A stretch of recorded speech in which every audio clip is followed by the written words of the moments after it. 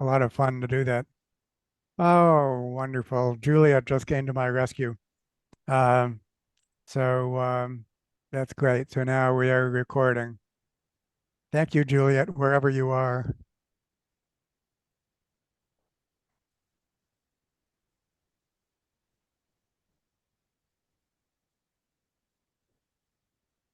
Oh, good. Okay. Um,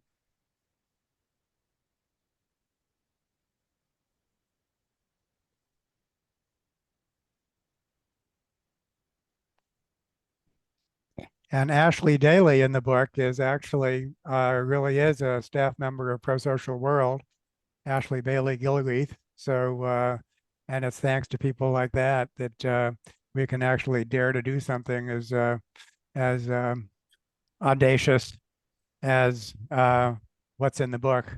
Unfortunately, without the wealth of John Galt III, so we have a more of a shoestring budget. But apart from that, most of what takes place in these chapters, I claim, can take place in the real world. Not in 100 days, maybe, but fast. And so I think some of the commentary said, really it's the bad stuff that happens fast. It's the good stuff that happens slowly or not at all. But I do claim the good stuff can happen fast if we know if we know how to do it. So that is the claim. Okay, well we'll get this going real fast here. We still have some people coming in.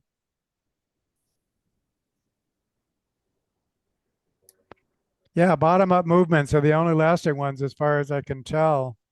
Bottom up meets enlightened top down, I think, is the magic formula. Bottom up by itself, that's pretty hard.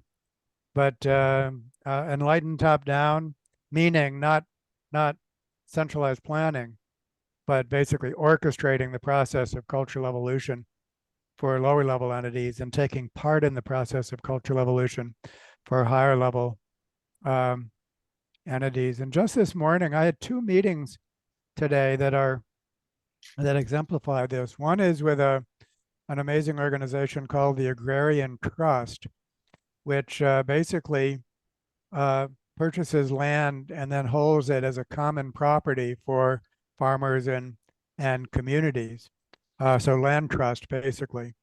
And the second was with a group of economists for paradigm change in economics, of course, what this is all about, working together as a consortium, as a group of groups. And each one was full of promise. And so, of course, what I am hoping is to continue to engage with you by crossing over into the real world, which the epilogue of the book you'll read next week is about. And we have the Zebras Unite. Chip, you were there. Maybe you want to Yeah, just say a word about Zebras Unite, and my man Sage your your was your was there. your man Sage was wonderful. And he got he was put in a place as a bridge between the reporting out what we were doing and what we needed to do next. And in my breakout group, we didn't need to refer to the common design principles because the group had sort of intuited them from their previous work. But what we at the Zebras, plus what we do in peace building, is all now increasingly about bottom up, and it's increasingly about scaling. But what I'm picking up from you, and it begins to pop up a bit toward the end of the book, is how you scale from one um, phase, one kind of organism, if you will, that is an initiative in Binghamton or an initiative in Falls Church or an initiative in Waco to something that is qualitatively bigger and larger. I guess that's what you have in mind by multi-level evolution. And we haven't figured out how to do that. And so there will be coming to you all, to Pro Social, a set of initiatives that we're uh, building up right now. Um, and Yeah, so that's tell me about what you have planned. I mean that's roughly what takes place in Sydney, um, with a town that that basically all sectors are consulted with, and then multiple groups. The greening and the blooming of Earth, first individuals with the green points, and then groups, the red points, and the campfire sessions with how do we form into groups. That's so important. But then the middle, the American flag symbol stands for all current identities, which fit underneath the earth. And so that column of symbols is what all of that stands for, and what really could take place. I mean, what took place in Sydney, it's like, it's like at the end of the Wizard of Oz, and the good witch says, all you have to do is click your heels 3 times. Without mean, wanting to hijack the meeting, David, I'm on a board with a friend who runs a community mediation center in Scotts Bluff, which is like 15 miles, 20 miles north of Sydney. And so I'm going to tell him about this. Did anything actually happen in Sydney, or is that next week? No, I made up. I made up. A lot of that book is purely made up. I've never been to Sydney. I've never been to the University of Wyoming. Oh dear. But so hopefully I was able to just, depict it enough so that it's so that it has some authenticity. But yeah, I mean, that blend of putting in what's familiar and then filling in the spaces was really interesting. Eve is a character that's almost entirely made up. I have one correction for you from the Yes, book. sir. You used the term redneck and referred to it as really meaning like a cowboy or farmer's gotten sunburn on the back of his neck. Yeah, I know what's coming. I know. Keep on going. I know what's coming. Go ahead. No, I'm from West Virginia, and that term originated from West Virginia, from the largest labor insurrection in the country back in the 1920s. It was an army of striking miners who were marching on Logan County, West Virginia. And the only way they had to identify themselves is they took red bandanas and tied around their necks. And it ended up getting called the Redneck Army. Yep, mea culpa. I got that one wrong. So yeah, but I can do that because it's a novel. I mean, it's just so it hides so many I know. I was hesitant about even bringing it up, but it's my home state, so I had to. No, I mean, I love it. I love it in a novel or in a movie or something like that, where so much is made up. You even have things like, orcs and dragons and things like that. But if it's not quite right, there's some kind of falsehood that doesn't fit with the story. It's just, how dare they say that? So it's so fascinating. Well, let's get going here. And I have very short introductory. Whoops, where am I at here? Hold on a minute.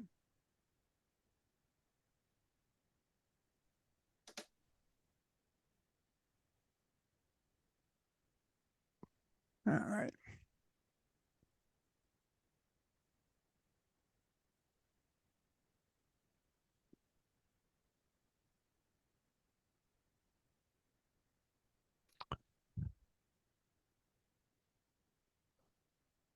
All right. So we will be providing you with links to the weeks 3 and 4 reflections. I failed to record week 2. Many apologies.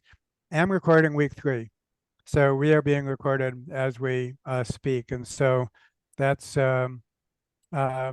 great. As we come to an end, only one more week left, then increasingly, I think we need to turn our attention to crossing over to the other side, and so I'll be saying more about that on Hilo in quite a bit of detail. For the moment, there's kind of 3 levels. Any individual can join what we call the Pro-Social Commons, which is a big incubator for learning and action. So no matter where you are as an individual on your learning curve, whatever your motives, this is a wonderful community of people that's all inclusive, basically. If you want more engagement, you could actually think about becoming a pro-social facilitator and getting facilitator training. So we have that kind of offering. And then I'm especially hopeful that if you're a member of a group and you'd like group training, basically, a group facilitation. Then we have something called the Pro-Social Action Lab, which is starting in the new year that you'll be very welcome to join. And if you're a member of an organization, for example, Zebras Unite, or and I know that quite a few of you are members of organizations, then we would meet basically dedicated meetings with your organization. And this team of teams frameworks, where we have individuals, level 1, as members of teams, level 2, representing organizations, level 3, that expect to work with each other, level 4, is extremely powerful. And I have the meetings that took place earlier today, and I was amazed myself that, when you think, why am I doing this? And of course it would be good, but I'm so busy. And when organizations head into it, they're in part because they are so busy with what they're doing. They're just kind of treading water with what they're doing. They don't really see the value proposition until you actually start. And it's at that point you see so much potential in the relationships that can form and so much mutual aid that can take place. And all of a sudden, like, the benefit cost ratio just shoots through the roof. And of course people want to meet again, because there's so much that could be done beyond what you were trying to do as an organization, even if what you were trying to do is impressive all by itself. So that's what, if you're a member of an organization, if you want to initiate something like that, then we're more than happy to work at that level. I've already said that I really would like to do this again. And this has been a great experience, and I think it could be done even better and reach larger numbers with the help of teaching assistants. And so I'll initiate that thread on the Hilo side, and we'll get going on that. Are there any announcements? Are there anything that anyone would like to announce before we continue? Luke?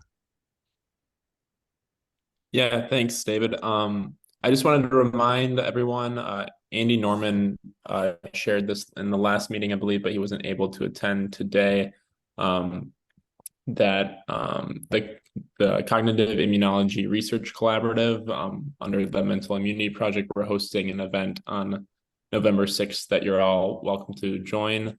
And I'm just going to drop a link in the chat about that. And if you are watching a recording of this, you can go to the events section of Hilo and find that as well. So, yeah. Great. Thank you. Thanks, Luke. And I'll make an announcement for some of the weekly online seminar series at Pro-Social World. Last Friday was Denise Hearn. And for people like Jim Stoddard, who, really want a rigorous economic account of what Ayn Rand represents and its alternative, so, something more sophisticated than I was able to represent in the book. Denise Hearn,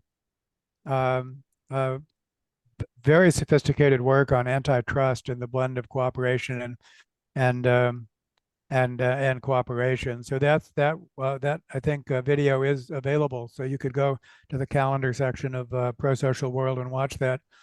And then this Friday, an amazing man named Jerome Warren is going to talk about cooperative social organizations. He's both a scholar and, for example, Italy has a tradition of cooperative social service organizations that goes back 200 years. And he's written a great article on that in This View of Life. And he's also editing a handbook on cooperative organizations that we're going to be discussing.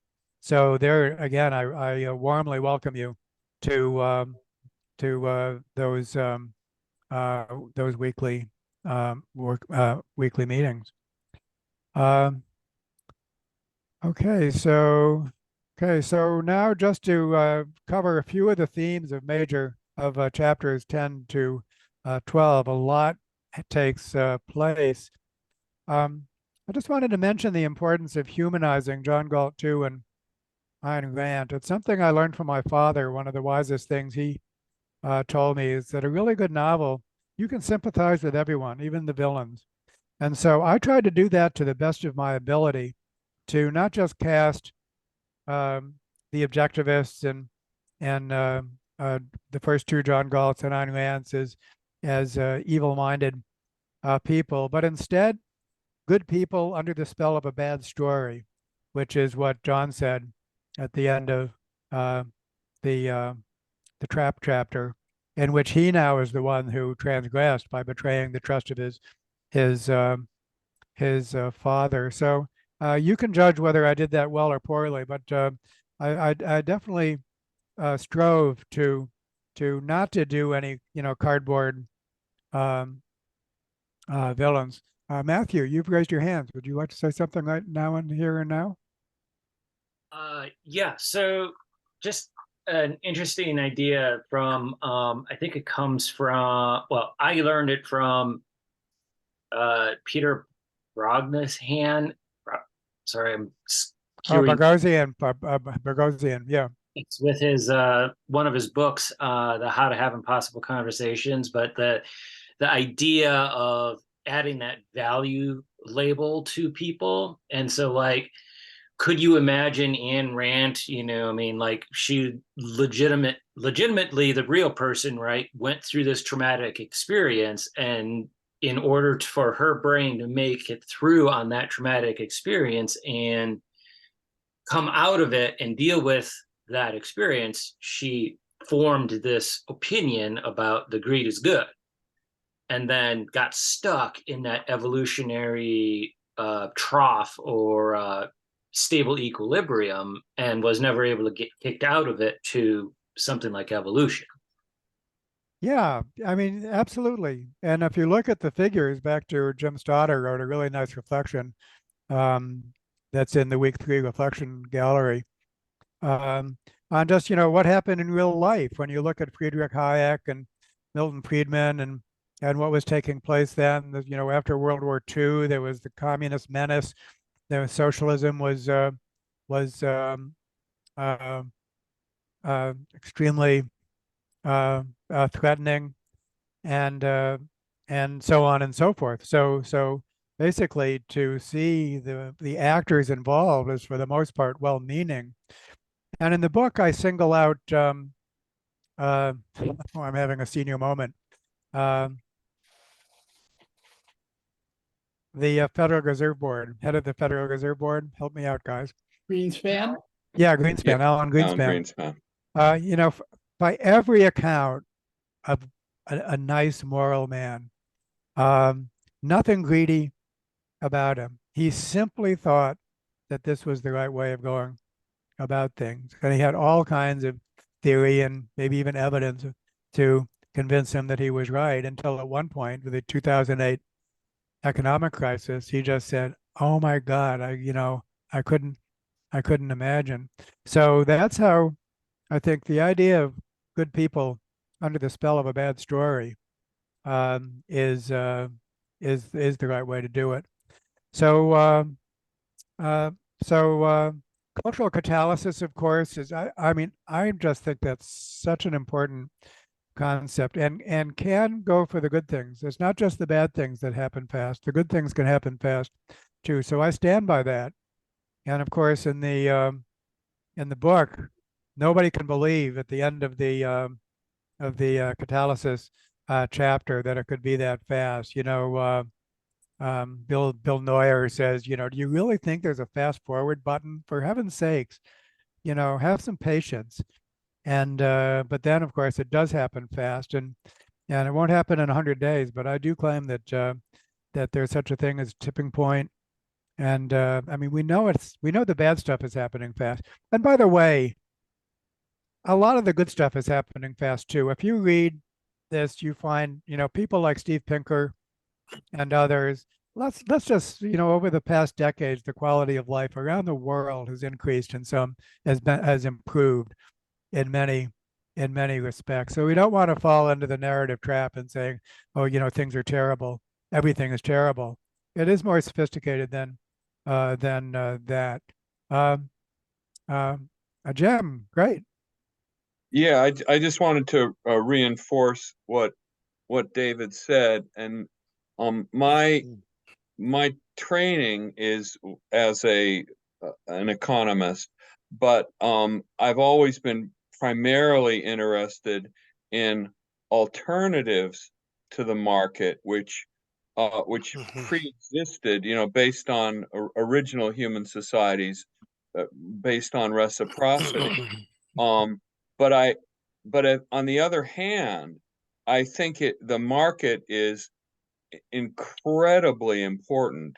And just to give a couple of historic points, I think that the great market economists from Adam Smith to Kenneth Arrow, generally considered one of the greatest of the 20th century, believed in the importance of competitive decentralized markets for knitting together a lot of activity in a rational way, but they're very far from thinking that it was sufficient, that was all you needed.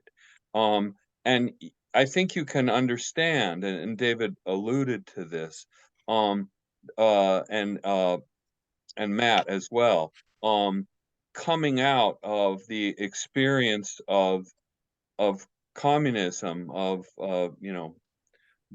Marxism, Leninism, and attempts to create a central authority that would replace the market in total or in large part through authority relations is absolutely disastrous, and that it was the strength of people like Friedman and Hayek, who were, classical liberals in many respects, including social respect.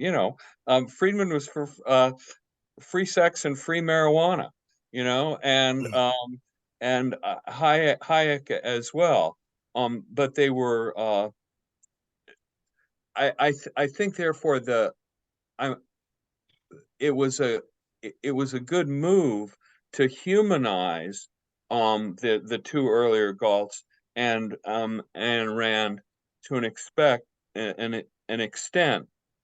But I would go further, and I'll just close with one statement of Kenneth Arrow, a historical statement, that there's never liberal democracy as we understand it, with all its limitations, but its power grew out of decentralized markets, the so-called bourgeois revolution. I mean, even Marx recognized that.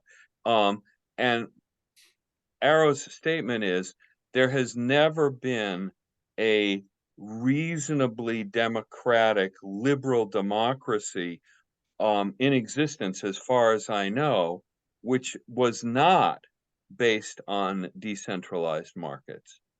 It's not enough to just have decentralized markets, but you really need them. And I think we will continue to need them in a more cooperative and community-based world. Yeah. So, and we will have our breakout sessions any minute now, but I think it's just fine to have this conversation. And Gustavo, will get to you in just one second. So, I mean, the nations that are, that lead the pack in most respects are the Nordic countries, and they're very much market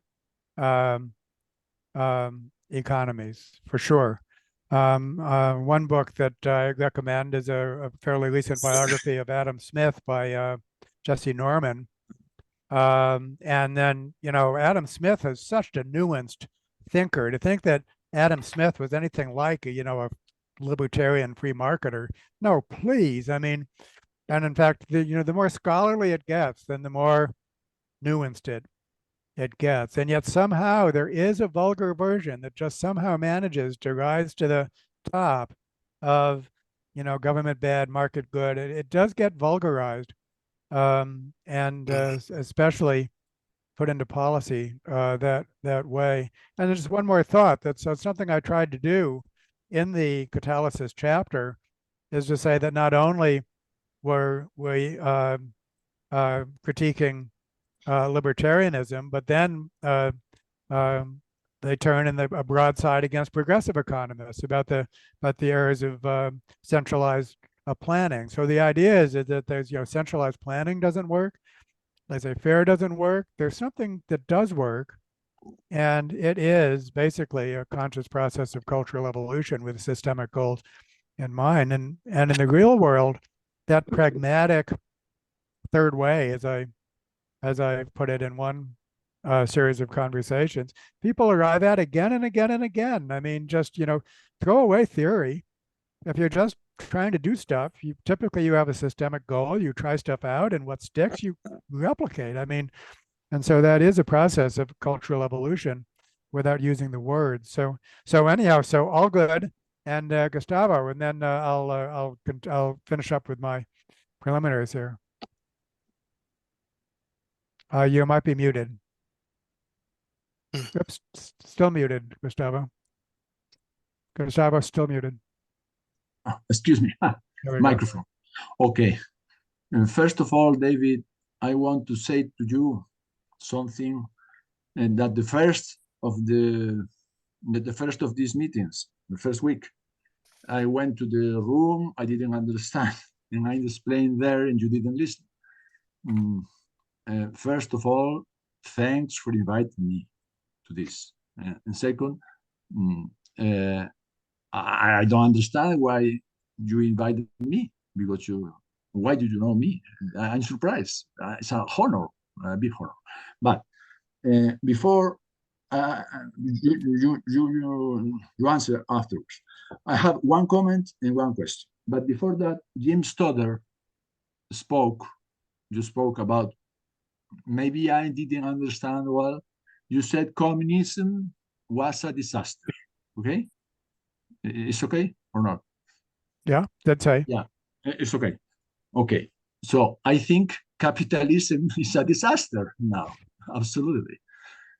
Because, well, this was I think, is that a thumbs up? From in this day, this morning at 7 a.m., I was looking in TV a genocide of Palestine. And this is a disaster. And I listened.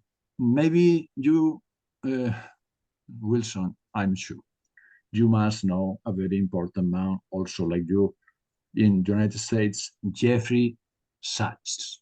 And I listened to a lot of videos in YouTube.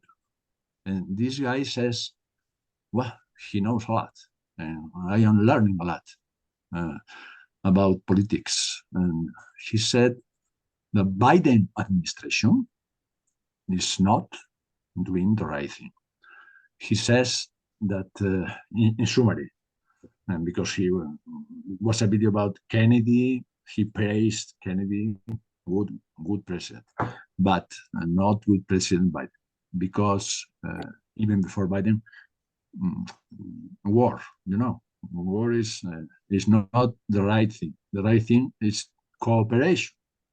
So diplomacy, he said, it's very wrong what the United States is doing now, because Biden went there to speak to Netanyahu, kill them. They are innocent people. Our president, Pedro Sanchez, president of European Union now, the only one who said, okay, Hamas are killers. I agree. But Israel is a terrorist state. You cannot do that. Kill children by thousands. Kill people who is go away to the south. People who is in hospitals, bombing. I don't explain. Let me, Gustav, this is I have another question on biology, but first, go on, of course. No, keep going, and then we want to go on with the general meeting, but go ahead and ask your question. And in biology question? Yeah. Yeah. Well, this is absolutely different. Well, then maybe let's. I really would want to get moving with the whole agenda, if you don't mind. Okay. I can ask afterwards the other thing. Yeah, and I think there's so much that's happening now, and then this is reflected in the ILO conversations. Obviously, all the wicked problems of the world are available to be discussed. I think one thing that the Biden administration did say was that don't let this be your 9/11. He said that the America's response to 9/11 was wrong. don't repeat that mistake. Please don't. And so I think that amongst many decisions that need to be made, I think that's one that I would like to lift out and to and also you can't go back to the normal arrangement. I mean, you can't go back to the status quo as far as Palestine is concerned. Is another thing that's being said, and so I do think that there's some statements being made that I at least would agree with. But allow me to continue, if you would, and the idea that we can establish truth-telling norms in the same way that we can establish norms against sexual bullying, I think, is a possibility. The idea of evolution is this unification of knowledge, which permeates the book. But as you know, John is talking with the journalists, and he says, imagine to think of your worldview as a flashlight that just illuminates what's immediately around you and leaves everything else in darkness. And then to imagine the flashlight becoming a floodlight, and then the sun. That's the explanatory scope of evolutionary theory, already recognized for biology, now on offer for the human condition, is another theme. We've already talked about the column of symbols and the greeting and blooming of the planet. The idea of an alternative economy, which is fictionalized as a social movement that really is a social movement that's now crawling across America like a caterpillar. I think I had a lot of fun with that. And most of the elements, including some of the studies that are recounted in the book, are actually scientific studies that I could give you references for. For example, changes in income inequality on a county-by-county basis related to social dysfunctions is a real study. And also some of the alternative currencies in Germany and in Ireland that are recounted are real examples. So nearly everything that takes place in the chapters can have real world counterparts. So I claim. And so with that, allow me to form us into groups. So hold on a minute, and then. Let's see, there's about 50 of us, and so let's have 12. Breakout rooms, assign automatically. Have fun, everybody. Bye-bye.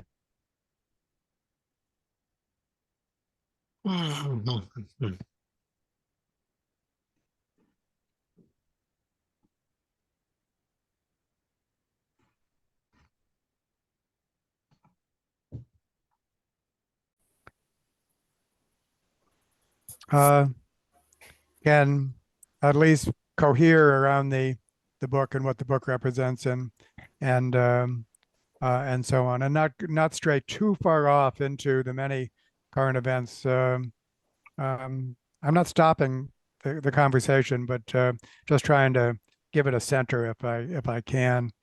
And so hands raised, please. Who would like to raise a point?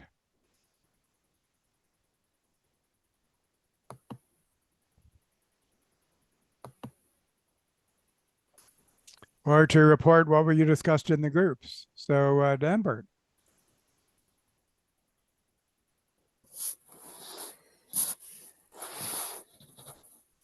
I think you might be muted. Okay, am I there? Great. Yes, you are. Yes. Okay. So the chapter, the trek, and then the engagement with the mainstream media, if you like. And I know, like Angelina does well on Fox News, and that I didn't disbelieve that. It was very convincing, but I do think that in the real world, there would be more resistance from the mainstream media, corporate mainstream media, to right.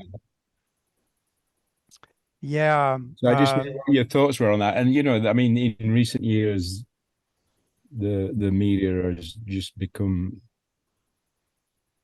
a quagmire for actually reporting what's really going on, or facts, or and I think on both sides, not just Fox News. But I just wondered what your thoughts were on that.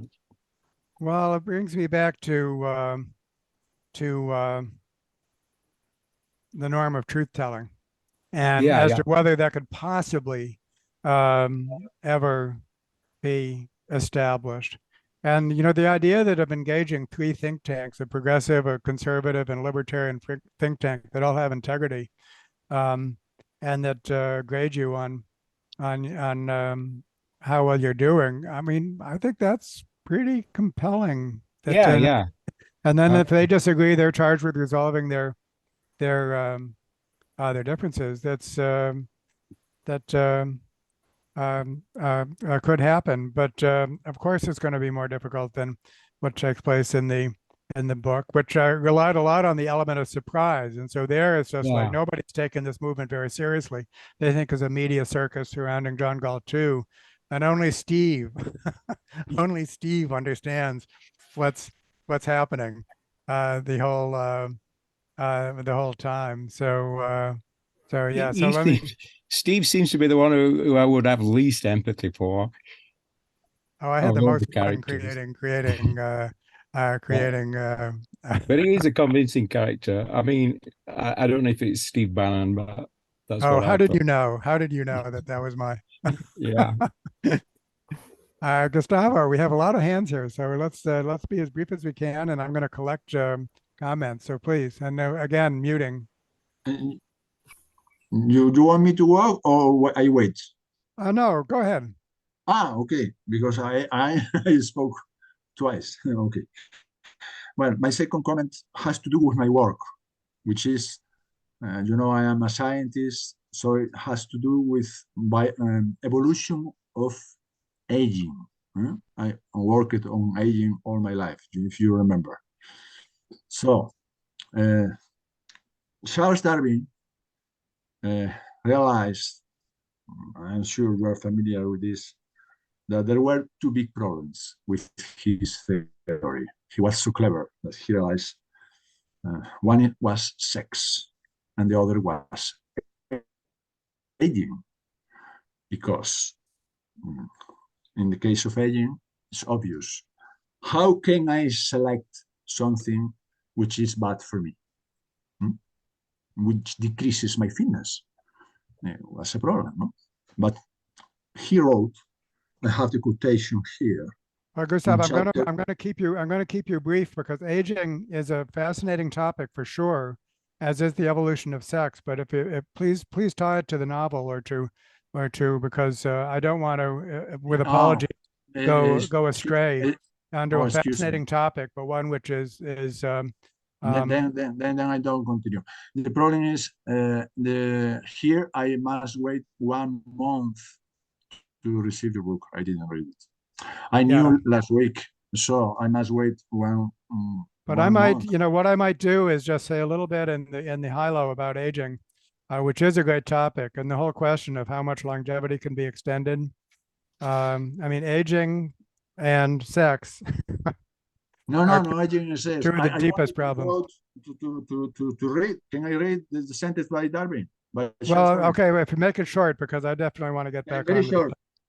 He said, in The Descent of Man, the second big book, there can be no doubt that a tribe, including many members who ...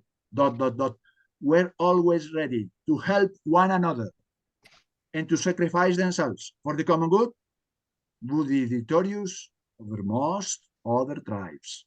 And this would be natural selection. Natural selection. That's his canonical statement. That's group selection. This is that's group selection. No, that's his. You are the guy who invented this. Yeah, right? it begins with Darwin. That's exactly right. I want to comment that neo-Darwinists invented 3 wrong theories: Peter Medawars, George Williams, and Tom Kirkwood. And the good news is that the paradigm is shifting now. Yeah. Now, So I think, do you agree with that? There is a book, for me, the best book ever written about evolution of aging by Josh Mitterdorf. I wrote papers with him, so I will again. Let's move this It on. was published in 2016. Yep. So I'm gonna pass to Caesar. Scientific book, full of citations. We'll move this And on. I work also on that.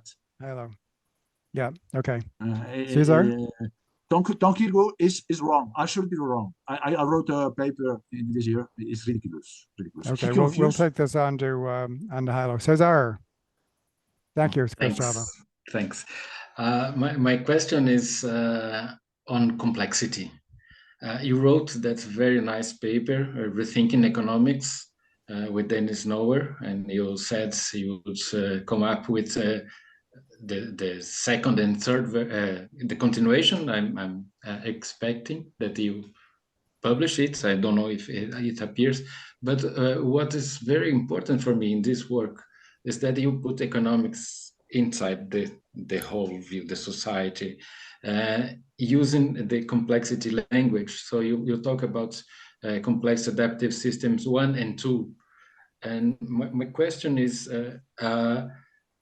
it possible to reach a large-scale transformation if you don't have people aware of the complexity and aware that they can be agents for the transformation, but they must understand that they are changing the whole system. So thank you for muting. Yeah. Yeah, that the transformation, for instance, bottom-up enlightenment would be if they are aware that they are changing the system. So complex adaptive system 1. Do you believe it's possible or it's necessary to introduce this kind of thinking, so complexity thinking, a la Edgar Morin, for instance, that people coming slowly aware of difference? You cannot have true telling without understanding that you have conflict, you have different cultures, you don't have absolute true. And so my question is, how do you handle this part of complexity, or is it necessary or not for the people? Well, actually allow me to answer that briefly, Cesar, by itself before moving on to Glenn, because it is so important in the real world. And then I'll describe how it was said in the novel. There's two bodies of information that are both foundational and both very new. One is complex system science, which couldn't get going until the advent of widespread computing. So that's all just a few decades old. And then there's generalized Darwinism, extending evolution beyond beyond genetic evolution. And the important thing is to first see these as different and then see them as complementary. And the different part has to do with this distinction between a complex system that's adaptive as a system and a complex system composed of agents following their respective adaptive strategies. And in the novel, what that is, when John discovers that, you know, nature is full of suffering, all these species are pitted against each other. The first noble truth of Buddhism goes for nature in addition to the human condition, and it's only inside an organism that you get the harmony that we're all striving for.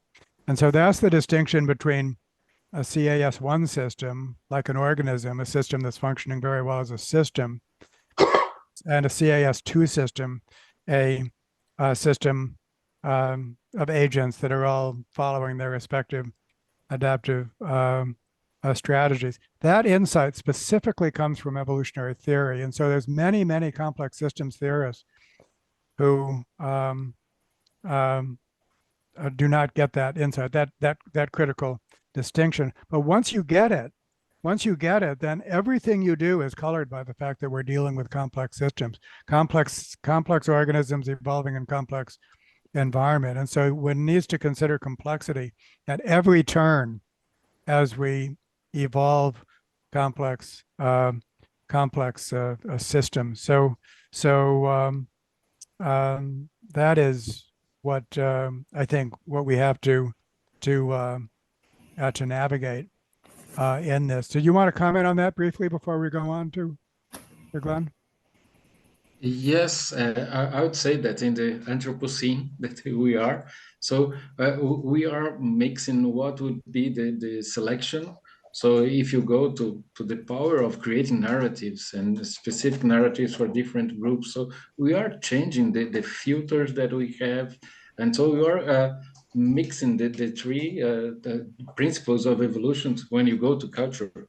So they are so much intermingled that I think it's impossible not to acknowledge complexity at this level. It's evolutionary, but we are influencing the selection, the inheritance and variation. And so that's my feeling that we must form people. So in the education, they must understand that this is what they are living.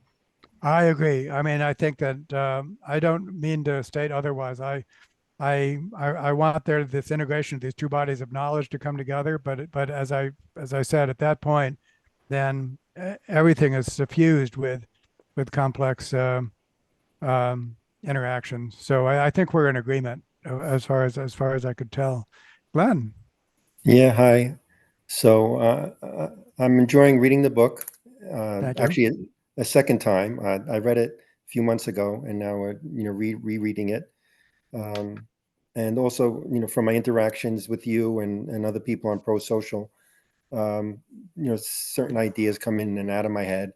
And one of the things that we talked about in our group just a few minutes ago was sort of like I was trying to bring out, some positives of religion. I know most people here see a lot of the negatives. And there are definitely negatives. But there also seems to be like a positive and negative. I mean, we all see the positives of science here, I think, but we also talked in our group about some of the negatives, like the corruption of data, for example. And, like for example, in climate science. And just this process, like we're looking for a good process. And, that's the sort of impression I'm getting from you, David. And part of that process is science, looking to science to determine what truth is. But one thing is there's a corruption in science. There can be a corruption in science. And then another thing is, can science really, is that really a process of how we determine what's right and wrong and how we should live together? That's sort of like the realm of religion, but in religion too, it's corrupt. It seems like, I think this is the feeling I got from this little discussion we had a few minutes ago, is that like any system that man makes, whether it's science or religion, there's like a corruption to it, and I don't know. This isn't really a question, just something I'm just sharing from the little discussion we had, and one of the concerns I have is, I guess sort of if I do have a question, it's this: it's science doesn't seem to be good at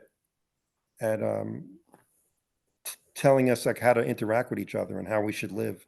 That there's other things that it just doesn't seem like the right process. There's other things that might be better at that, but even in these other things, there's corruption in that too.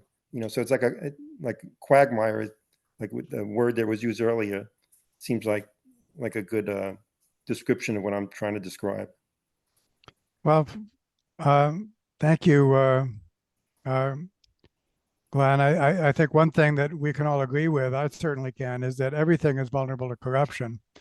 And I think that the cancer is a theme in the book, is what that's about. And in real life, I mean, there's the archetypical organism is the thing we call an organism, and it is vulnerable to corruption. And so I think that's true of every social institution that we can name. But there's also protections against corruption. They're never perfect, but can work pretty darn well. And I think that seeing it that way, I think, helps us to recognize the need for something like an immune system that guards against corruption.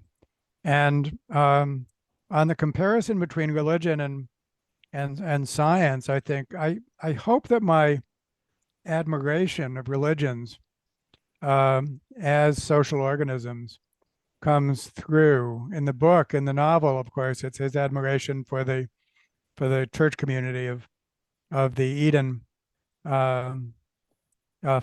And in my nonfiction writing, then I mean, the whole point I've tried to establish is the immense secular utility of religion. In my trip, I was just spending time with a member of the Baha'i faith, and we had many conversations on the Baha'i faith, and it's an amazing religion, actually. So I admire any cultural form which actually functions well internally and does not cause harm higher up the scale. And that's where you get into the pathology of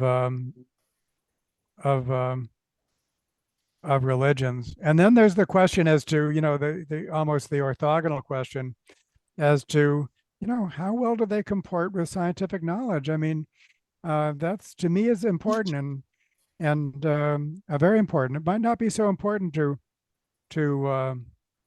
others, but I would love to have a strong moral system that's moral all up and down the line, all the way up to a whole earth ethic, and every element is my hope that can be supported by scientific knowledge. But scientific knowledge by itself is useless. I mean, materialistic science, just a description of what is not a moral system. So somehow values has to be added to facts in order to be a moral system. So I'm the first to agree that science all by itself, merely a description of what is bereft as a moral system. Would you like to reflect on it? I think by the way, I appreciate your comments, and I tend to agree towards them, but I just want to get one more idea from you, and that is, so what is the process? I mean, like religion has failed in so many ways, and and I would say successful in certain ways, but fails in other ways. Like, what's the process that people determine like what we should be doing? We don't seem to have a good process for that. I think that the key, I mean, if you don't have this, then it won't work. That is a whole earth ethic.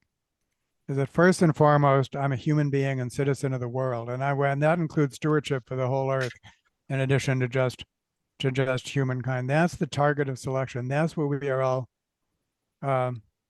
aiming for. If you don't have that, if you're more parochial, and so you're only working for the benefit of something lower than that, then that will cause problems for sure. And so I think that whether you come by that whole earth ethic through religion, and we have plenty of examples. We have the Dalai Lama, we have Pope Francis, we have the Baha'i faith, who say it's the whole world we're aiming to improve. Or if you come by it as a scientist, through an environmental ethic. And then complexity comes back. My good friend Kurt Johnson, in defining interspirituality, I might have said this before, but it's worth repeating. He says that every spiritual tradition converges upon a common awareness of rich interconnectedness. There's your complexity part.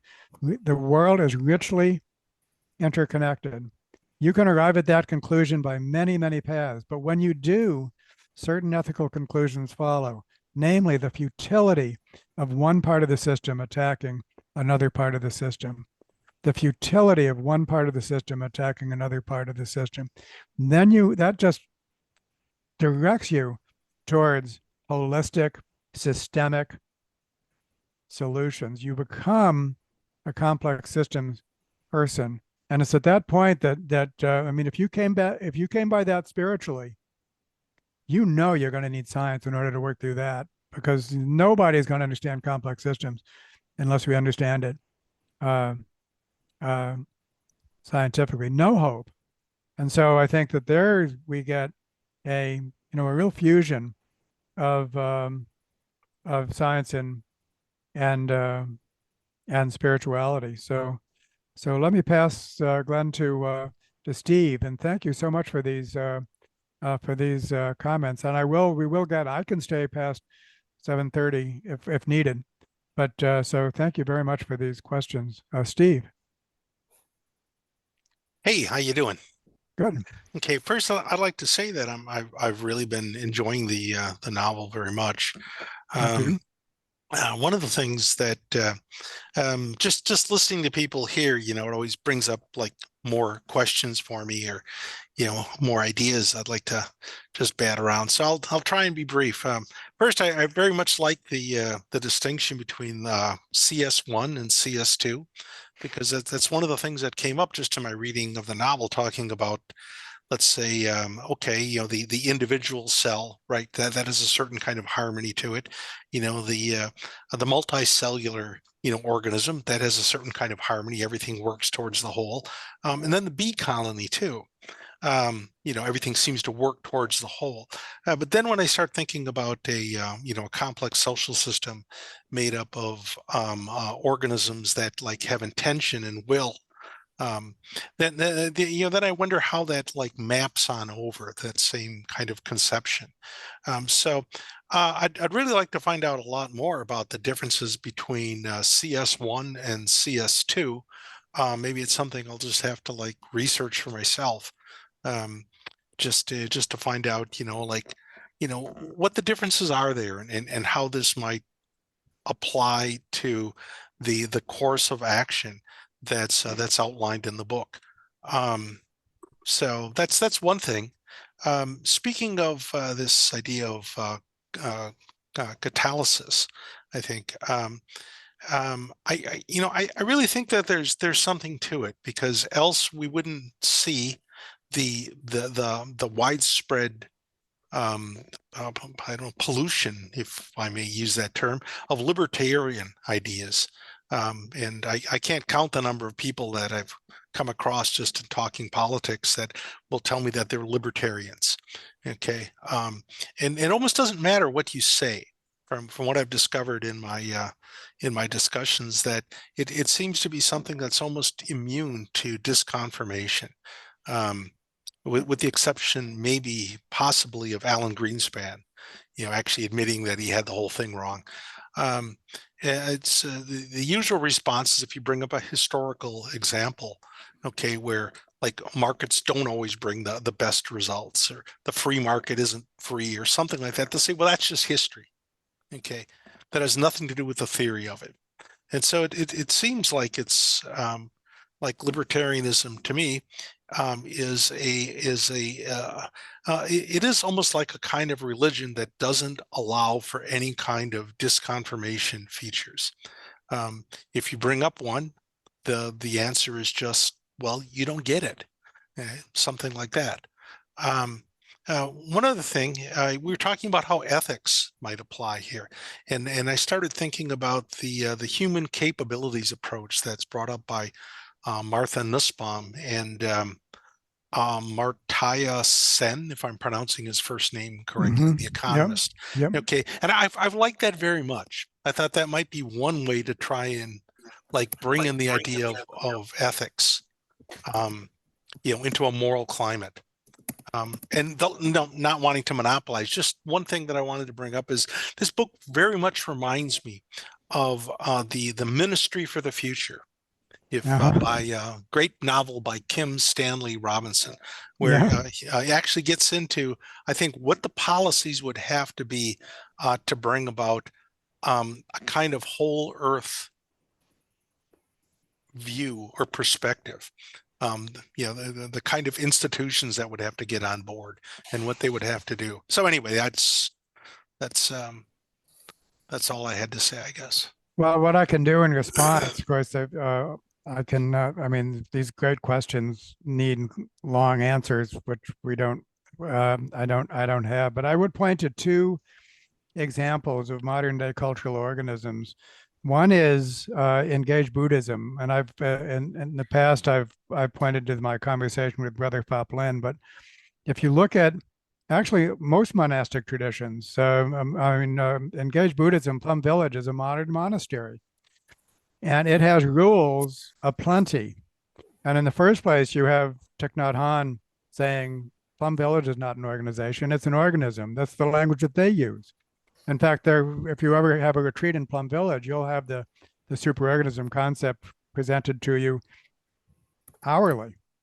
But then to actually look at the structure that's in place, and you can see that it really is like a social physiology, anatomy, immune system, all of these things. So there's example number one. And there's a book that I'll put in high-low. Thich Nhat Hanh wrote many books, but one of them is the monastic order. And actually, if you look at the Benedictine order, just past monastic traditions, you see much the same thing. But the other example is Wikipedia. And that is, I have the most wonderful conversation. If some of you came from the Science of the Noosphere masterclass, I'll put the link on with one of the senior volunteers from Wikipedia as to how Wikipedia functions as a cultural superorganism with all of the protections that we associate with the immune system, anatomy, physiology. And so it's marvelous. It's marvelous. And I asked her, Anne Klin, during the conversation, do you guys actually, compare this to the immune system? Do you? And she says, you bet we do. So it is so great that we can find examples of organisms not only with cells and multicellular organisms and beehives and so on, but human groups that have existed and have functioned so well that they actually do qualify as ultra social. So, and then of course, as the great challenge is scaling up. The great challenge is scaling up. Chip. You just gave me the perfect segue to the question I was going to ask, which began last night in dinner with my son-in-law, who had read Kim Stanley Robinson's book and said it was utterly unrealistic. And I responded and said I was reading yours, which was more realistic. And we ended up with 3 questions, all of which involve the scaling thing, which when I read the chapter that ends up in Sydney, I went, oh, wow, this is what I've been trying to do my whole adult life.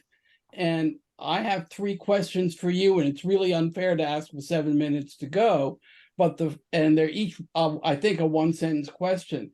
How do you scale when you don't have a charismatic leader? 2, how do you scale when you have a budget like ProSocial has or my organization has, which is about $1 million a year, not several hundred million a year? And 3rd, how do you do what John is able to do brilliantly, but no one else has been able to do in real life, which is to scale across silos so that the evolutionary folks like you can talk to the peace builders like me, can talk to the economic reformers like the zebras, can talk to the climate change folks and find common ground. It just, all that happens just to me way too automatically in a novel, which is fine. But how do we do that in the real world in 7 minutes?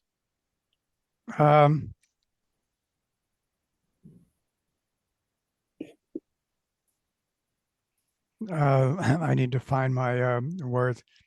I mean, one point I want to make is that I've tried to do something similar to Sydney, and it didn't work.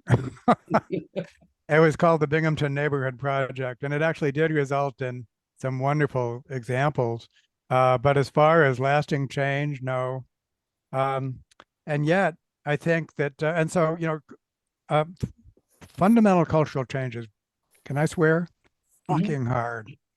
And so, but But I do think that if it's tried many times, then you do have successes, and that these can be emulated, and there is the paradigm shift in how we think of it, and that if we actually have the mental transformation, so we begin to think of this in terms of this systemic, holistic approach, that really does become the common sense, and then things can swing that that way. But what it means on a day-by-day basis is that we're always working with groups and so on, and we're just spreading this way of thinking. And then we are finding the cases where they do work, and either Wikipedia is an example. Okay, a stellar example of a pro-social organization with a pro-social mission, the preservation of factual knowledge, of course, completely close to the theme of Atlas Shrugged, and that's working amazingly. I mean, astonishingly well. I mean, mostly on a volunteer basis. They have a 30-to-1 ratio of paid staff to volunteers, and still it works. My heavens! And so, and then, you know, once it happens there, then it can spread. It can spread fast. So call me an eternal optimist, but I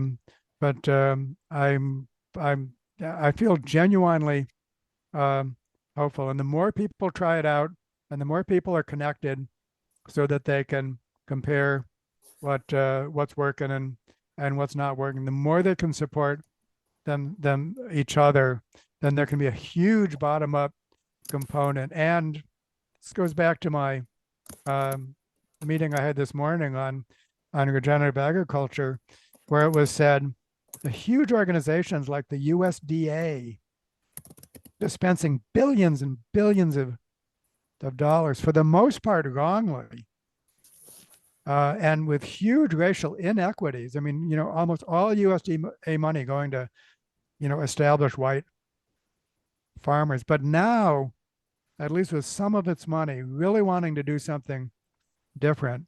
And there you get the kind of top-down support so that you can really do something. And at the end of the day, if you have groups working well, and they're working well with other groups, then, and especially in today's world where so much isn't working, that's going to be tremendously attractive. I mean, there's going to be people going to be lining up to function like this. But so anyhow, there's your eternal optimist there. You'll never talk me out of that. Brian.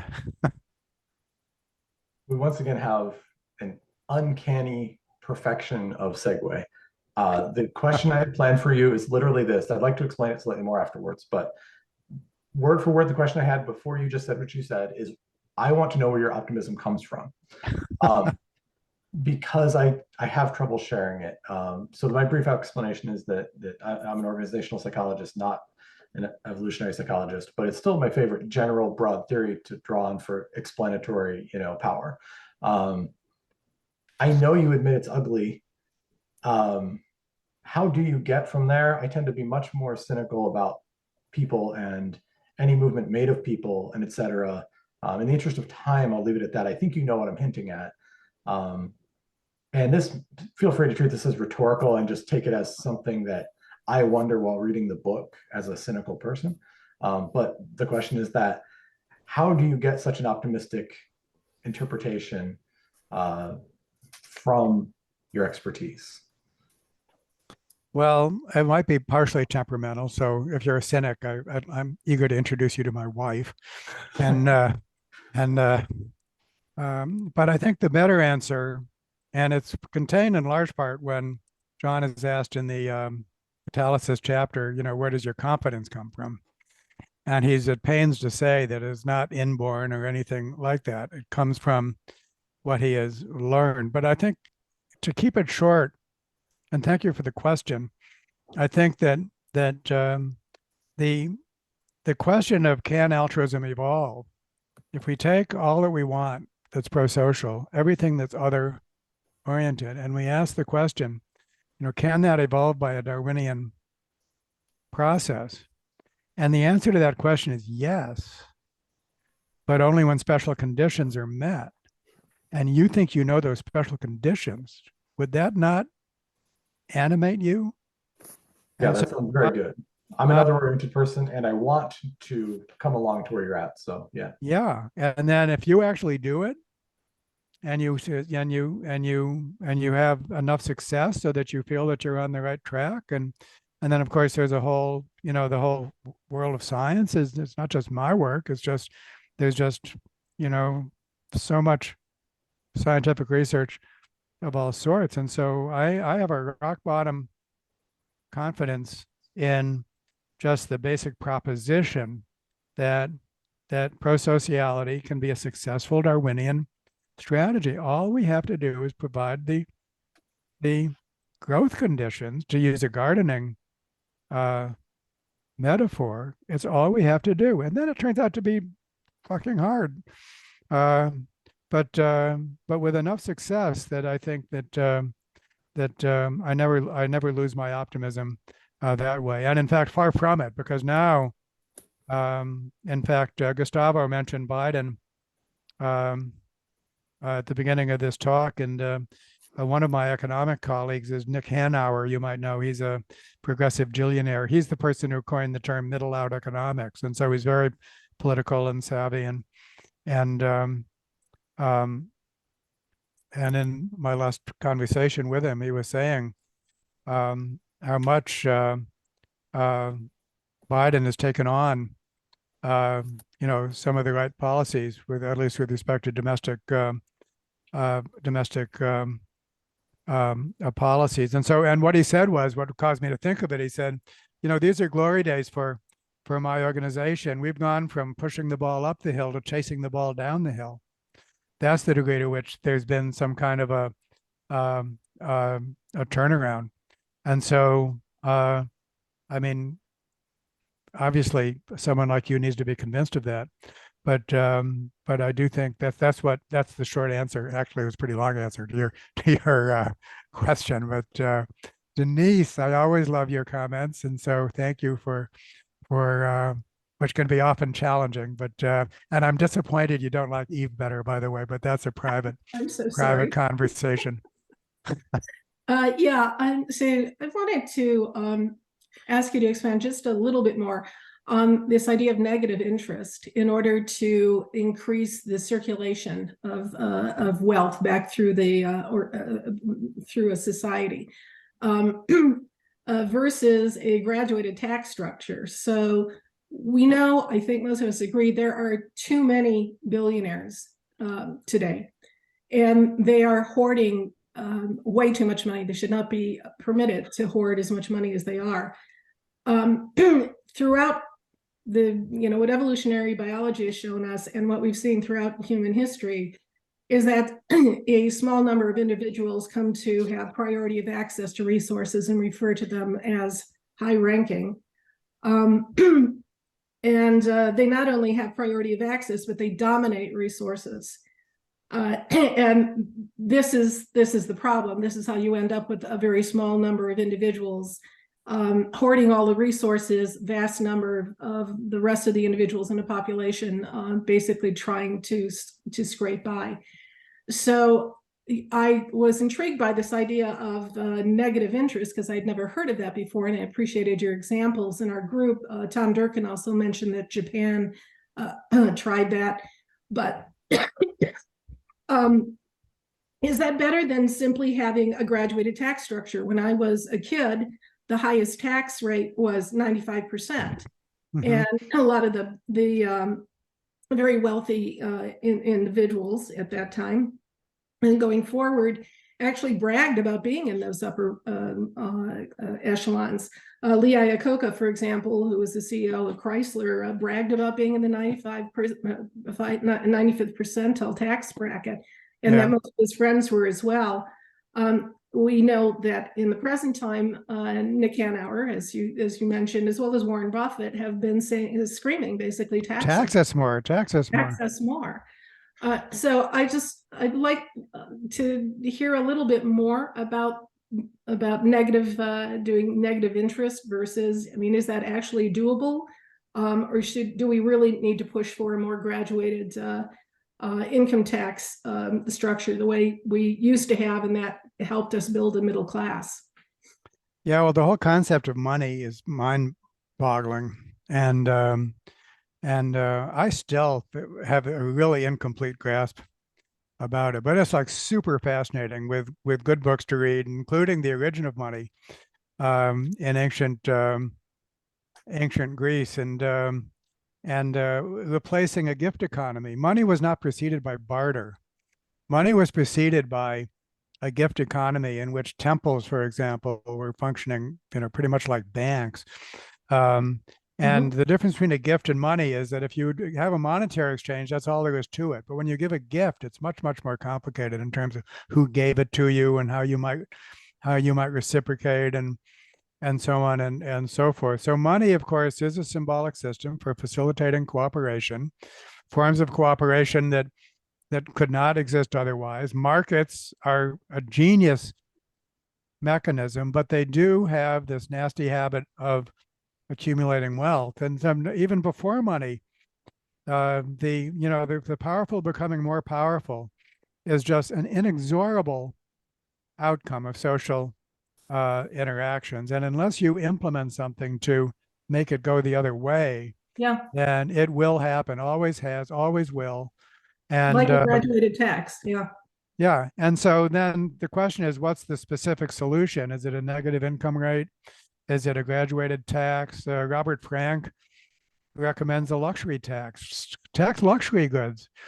And you could actually, let the rich buy their stupid yachts and so on. We do have that, though. What's that? We do have luxury taxes. Well, no, much, much more. Oh, and then you could even do without an income tax if you wanted to just tax luxury items. I mean, so they're all like different possible ways of skinning a cat. And I have no idea whether negative interest rate is the best way or a graduated tax. No idea at all. But I mean, the people talk, for example, about basic income, which and with good research being done around that. And so, I mean, minimum income strikes me as a great idea. But here's where the expertise passes out of my my domain. But it's a rich field out there, and some of you know more about it than I do. I think the Zebras Unite group probably, cooperative currencies and stuff like that is a whole brave new world about that I'm just an eager learner, by no means in the lead on those topics. Peter, you muted? Just a couple of comments on the Ministry of the Future. I see there are three main themes in that book of how this situation in 2024, where it begins, the heat wave in India, and resolved by 2050. I agree there's infeasibility. Some of these things are implausible, but there's one that's very interesting that overlaps with Atlas Hugged. And not to give a spoiler, I'll just hint that this is this plays out with one of Richard Wrangham's main themes that he's promoted. And I don't want to give a spoiler for either one of the books, but the most plausible of the three is based on interactions of a small group that is very instrumental in how the economic solution having to do with carbon plays out. And a comment on religion, like real estate, location. For evangelicals in the U.S., the three most important things are community. The whole belief structure is really of total secondary importance. You drive through outskirts of small cities in rural South, and you don't see the word church on those panels out in front of these quote mega churches. It's rather things like family center, community center. And as Arlie Hochschild points out in her Strangers in Their Own Land, those churches serve as social networks that states like Louisiana have abandoned their citizens. And so there's a lot of, there's almost like Marxian to each according to his needs. There's a non-reciprocal altruism in full play as she describes it. To some extent, and I think the movement as described in the chapter, the catalysis and the trek, I don't see how that's going to erode what she calls the deep story where that she sees how these people's disappointment and rage or whatever is so frustration and anger is so important that they vote against their own interests. And of course, just evolution and even science are buzzwords that are going to be no starters for them. For many of these people, anti-science is part of their symbotype. Following to some extent, Arlie Hochschild, but by a different route, I spent some time in rural Louisiana beginning a dialogue with the Sons of Confederate Veterans, even putting on a uniform, marching in a parade with them, shooting a musket, and realized in that, and the entry to that was the common Christianity. I'm in a liberal Episcopal situation, but nonetheless, I could pray with them and then sing Dixie with them before the parade began. And in the dialogue with them, various conversations one-on-one, what is revealed is that they are very aware of the stereotypes that people like myself, they totally knew by my accent and everything where I was from and where I was coming from, but very, very well the stereotypes we might hold as that awful phrase of Hillary, the deplorables. And so they almost beg for our respect. This in the same encounters with MAGA people in rural Arizona on that same cross-country trip. And that's not hard to indicate respect for these people in one manner or another. And I'm curious. I mean, of course, that's why I was, the figure of Ron in the novel is supposed to represent that. So I just wanted to just insert that. Now continue. So I don't know whether the figure of Ron kind of got that right or not as much as it should have been. So I don't want to stop you. Please keep going. Yeah, well, yeah, I could go into more detail on all that, but I'm just curious if Nick Hanauer, can he be actually really imagined playing the role of John Galt the third in the real world? I mean, what's impressive, although I don't think it's really explicitly stated, it's pretty clear that the $1,000 of true money, you know, like a universal income, I mean, a one-shot $1,000 would be a huge motivation for people to sign on the movement as the novel unfolds. And so, you know, will he put his money where his mouth is someday? I don't know. Yeah, not in that. Finally, I mean, yeah, keep going. I just have a question. Finally, a question. I thank you for putting up the various podcasts where I like the fact that you call them conversations rather than interviews. And two that provoked my interest were Kevin Kelly and Michael Levin. And both of them seem to indicate that they're counting on some kind of technology breakthroughs, providing maybe new social interaction tools. Kevin Kelly really pushed you. Well, how are you going to make this happen? And he clearly is sort of waiting for or implement or hoping to push new technology. And at the end of your conversation with Michael Levin, there was sort of a hint at a similar thing. So I'd be curious how you, about Nick Hanauer, that's a serious question, and how you respond to Kevin Kelly. I didn't really understand the entire debate between you and him, but there was a little bit of friction that was clear. Thank you. Yeah, that's from the Science of the Noosphere series. We'll provide a link to that. You know, of the many things you said, the idea of that alternative economy, complete with the true money and so on, it does strike to me that, you know, that could work. I mean, Nick doesn't know that. I mean, that idea doesn't emanate from him. He's working very hard in other ways, but it's more traditional political influence and so on. But I want to return to the idea of religion being so much about community, so much so that I think that whenever any worldview results in a very strong community with its dimensions, the vertical dimension, the animating psychological dimension, the horizontal dimension, and those groups are really functioning well as groups, people notice that and they are drawn to it, no matter what the specific theology. And we all know that although, yeah, there's still the religious right and all of that kind of stuff, but, you know, churches are hemorrhaging. And we have this, you know, the nuns are the fastest growing sector of the population. And so there is just so much drifting around that if you could actually have that technology, and you don't need new technology for that. That's where I part company with Kevin Kelly. We got plenty of technology for it. It's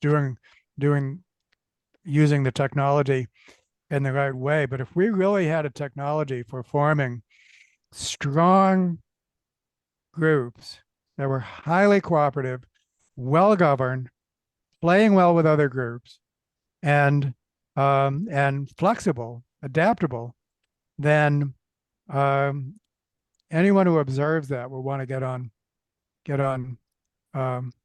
board with it. So there's my eternal optimism again. But while we're at it, we want to learn from religions, and one I've mentioned quite a few is the concept of a cell ministry, which emanated from evangelical megachurches.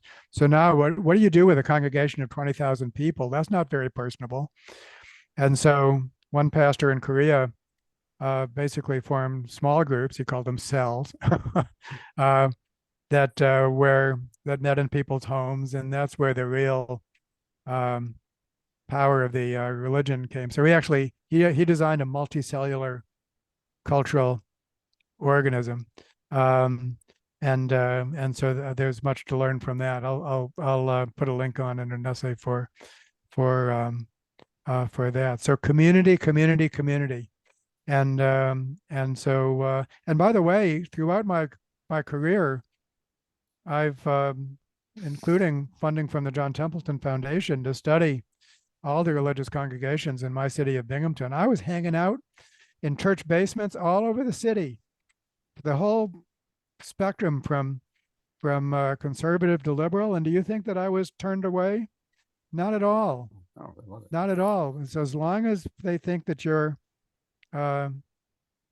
there, present, and have the interests of community in mind, they accept differences.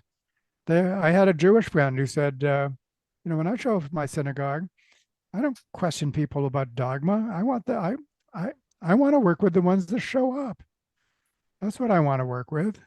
So it's all about community. Just one little addendum. Yeah, sure. Quickly, Catherine Stewart has written a book called The Power Worshippers, and she has the term steeplejacking, where a bunch of Republican operatives looking around in the 70s, after Roe Wade for 5 years, even Reagan, other people, everybody was on board with abortion, no problem. These people looked for a wedge issue. They said, hey, how about abortion? We can get the Catholics, we can get the evangelicals. And they basically, Catherine Stewart documents how they basically purchased the evangelical pastors about this issue, and then they slipped in the rest of the Republican anti-immigration, et cetera. Yeah. So these people might be very friendly, but when it comes to the voting booth, they're going to be voting MAGA, and of course there's the whole anti-evolution thing, and Yep, and it's very and it respected the nuns. Berg, an author named B-U-R-G, I forget his first name, has written a book on the nuns.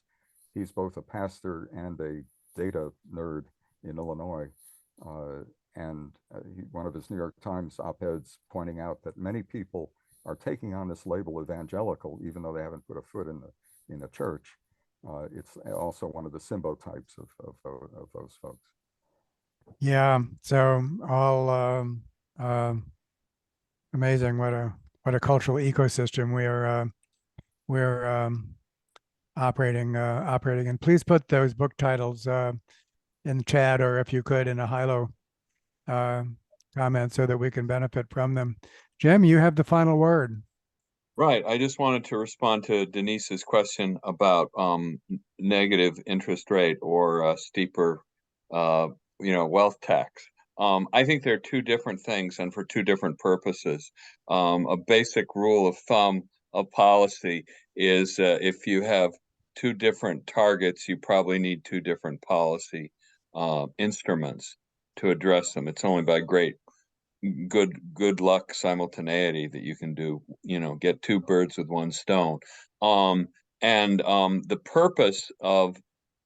main purpose of the negative interest rate is not the reduction of extreme wealth, but rather to encourage turnover, to encourage velocity, and that's very explicit. And It's remarkable that community currencies, John Maynard Keynes, who in many people's view is in mine as well, is the greatest economist of the last 100 years. He spoke very warmly about two guys who were big on community currency. One was the Yale professor that I mentioned, Irving Fisher, and the other was a German Argentine guy named Silvio Gesell.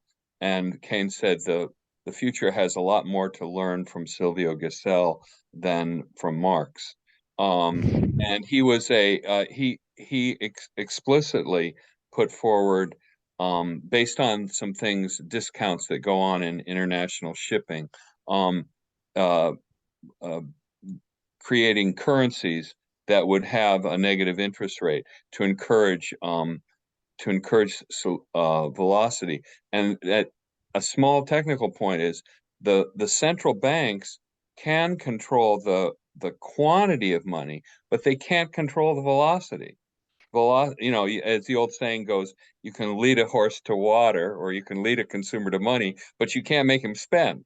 But if you have a negative interest rate, that becomes a policy lever that can be adjusted, which can adjust velocity. So it's not something that you always need necessarily, but it's good to be able to have that as a policy. Aren't these they do seem to be connected to me, because one of the problems with billionaires is that they have stopped the velocity of money. Oh, I agree. Right. I agree. And if you have a graduated tax structure, you basically force that money back into the hands of other people who are willing to spend it. I agree. There is a kind of a velocity there. That's right. I think it's a good point. Well, we have such a bad bench strength here. So thank you all for your expertise, which in many, many cases exceeds my own. Okay, that's the end of week 3. We have one more week to go. And at that point, I invite you to move over to Pro-Social World if you haven't already, where this can continue in perpetuity. So such fun, everyone. Thank you so much for your attention. And then we'll see you next week. And I'll probably be quite active on Hilo this week for one reason or another. So thank you. Bye-bye.